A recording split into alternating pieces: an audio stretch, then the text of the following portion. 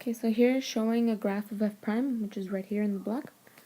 What these horizontal lines are is where x, or the slope, equals 0.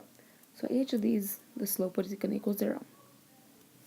So if you zoom in, you can find f prime and f double prime. F prime basically means if it's above the x-axis or below the x-axis. So since this little area is above the x-axis, it's positive. Since this is below, it's negative. Since this is also below, it's negative. Positive, positive, negative. For f double prime, you have to find if the slope is positive or negative. If it's going down and to the right, it is negative. Going down to the right, negative. Going up to the right, positive. Going up to the right, positive. Going down to the left, going down to the right, negative. And going down to the right, negative. So then you have to answer questions based on this graph. Find each local minimum. It's where it goes from negative to positive. Where f prime goes to negative, from negative to positive. So it's right here. That's going to be your local minimum. For the next one, points of inflection. So that means where f double prime switches signs. So f double prime switches signs right here, and it does right there. So that would be at the point of -3 and the point of 3. And find where it's concaving down and has a negative slope. It's where concaving down means negative and negative slope also means negative. So they both have to be negative for it to be concaving down. So they're both negative right here. So that goes from -7 to -3. And then they're both negative over here. So it's from 5 to 6. And it won't be infinity because there's no arrows at the end. So if there were arrows, then it would go down to infinity. But since there isn't, we're just saying that it stops at 6. And then lastly, you're going to have to sketch a graph of f. So here it is. You just do the same lines, the horizontal lines that you would do on the other one. And you just, if it's positive, and if f prime is positive and f double prime is negative, that means it's going to be concaving down, but it's going to have a positive slope. So it has to go up and to the right, but it has to be concaving down, so it needs to curve from up here and go down this way. So that's what we did here, and that's what created that curve. So here you kind of do the same thing. It's also a graph of f prime, right here. So you just find where the horizontal lines are, where x, or the slope, equals 0, all of these. And then you just find out f prime and f double prime, which I showed you how to do in the last one. So going into the questions, it asks this time a relative maximum. So when it's a minimum, it goes from negative to positive. When it's a maximum, it goes from positive to negative. So the relative maximum is at -4, which is right here.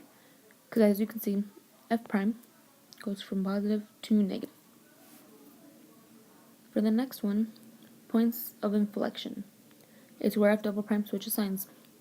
So you just look at this bottom row, and you can see that it switches signs right here, which is at -6. It switches signs right here, which is at -2. And it switches signs right here, which is at 4.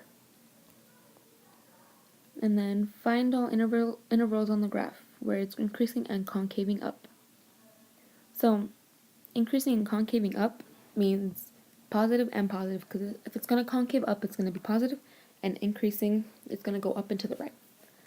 So from a -8 to -6, which is right here. So right here, because they're both positive, as you can see. And then from 0 to 4, because they are both positive right here. And you can see it in the graph. It's increasing and concaving up. And over here, increasing and concaving up. And then lastly, sketch a graph like we did the last time. So you're just going to do the same method. You're just going to do all the horizontal lines and see where it's positive and positive, or positive and negative, negative and positive. And you just sketch the graph of f, and this is what it came out to. So this is the last one, and this one's a little bit different because this shows the graph of f double prime rather than just f prime. So same thing as before. You draw horizontal lines at where x equals 0 or slope equals 0. And then instead of finding f prime and f double prime, you're just going to find f double prime. But f double prime is just going to be if it's above or below the x-axis.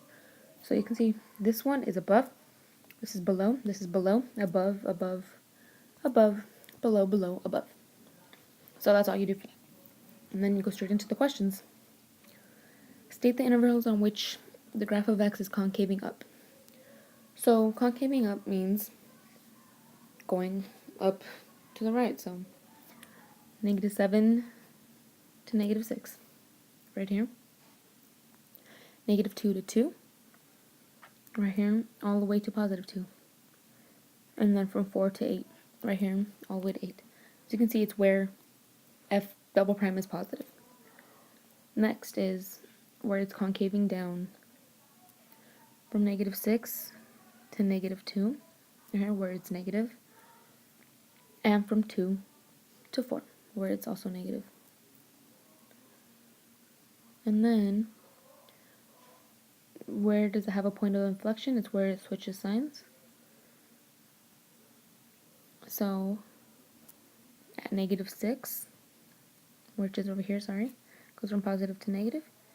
-2, which is right here, it goes from negative to positive.